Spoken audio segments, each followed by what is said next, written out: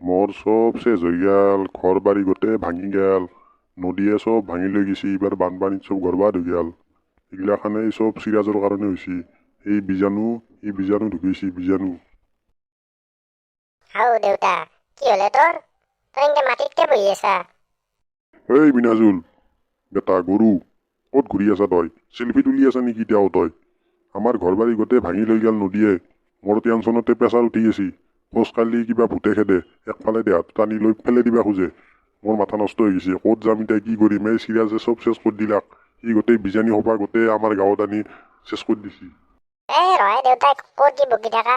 আকৌ নহয় দে, ঘৰ ভাঙিছি, এতিয়া ঘৰ বনাব লাগিব নতুনকে। সেই কথা। মই এতিয়া এটা ফটো তুলিলো ৰ। ফটো উঠি কিনে ইনষ্টাগ্ৰামত দি আহিলো। ষ্টেটাছটো দিছো এনেকে, লেটছ মেক এ চেঞ্জ। এই গৰু, ক'ৰ কি বকবা ধৰছা? কি লেটছ মেক এ চেঞ্জ? দুপৰীয়া খাবাৰ নাই ঘৰত, গম পাইছা না নাই? চাউল নাই, দালি নাই, দুপৰীয়া কি ঘাঁহ খাবি নেকি? টেনচন নল'বা দেউতা। Your life is dependent on your own efficiency. এই গৰু, ক'ৰ কি বকবা ধৰছা? এইগিলা মই বুজি নাপাওঁ নহয়, ইংলিছ টিংলিছ। এইগিলা চিৰাজৰ আগত কবি যা, অটোৱালা। ই অটো চলে এইগিলা বকি থাকিব যা। এতিয়া দেউতা মই বাজাৰত যাই আছো চাউল আনিবৰ কাৰণে।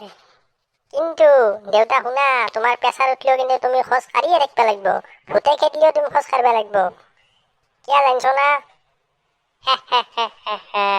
Everything is easy when you are busy, but nothing is easy when you are lazy.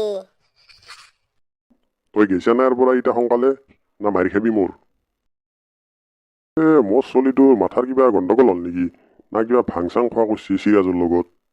সেই দেউতাই মোক কি বাজাৰ চাজাৰ কৰিব দি থাকে। এতিয়া মই লাইন মাৰিব যাব লাগে আপি এটাৰ লগত। এতিয়া আৰু চাউল আনিব লগা হৈছে। মতলীয়া বতাহে উৰি আহি কলে যে আহি কাফে পালো দেখোন নে। ইয়াতে সোমাই যাওঁ দে, অলপ চাহ তাহ খাই লওঁ। ঘৰত যি হয় হৈ থাকক। ডাৰ্লিঙক ফোন কৰো ৰ, মাতো তাইৰ লগত বহি অলপ লাইন মাৰো।